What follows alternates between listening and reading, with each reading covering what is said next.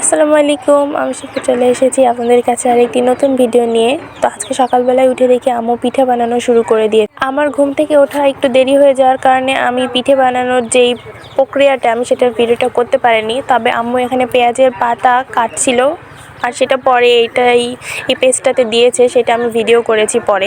তো এই পাতাগুলো এখানে দিয়ে এটা একটু নাড়ানাড়ি করছিল আম্মু বলছিল যে এখানে ডিমও দিয়েছে, এখানে আটা, পানিটা একটু কুসুম গরম পানি দিতে হবে। আম্মু একটি মাটির প্যানের মতো একটা কয়লার মতো একটা নিয়েছে, আমি জানি না এটার নাম কি।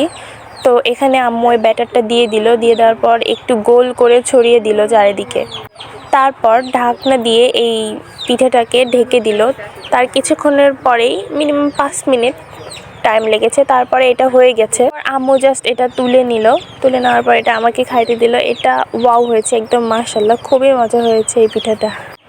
এটা আমি যখন হাত দিয়ে ছিঁড়ছিলাম তো এটা অনেক বেশি গরম ছিল, তো আমি বেশি দেখাতে পারলাম না, বাট পিঠাটা অনেক মজা হয়েছিল। আল্লাহ হাফেজ। আজকে আপনাদের কাছে আমার এতটুকুই ছিল।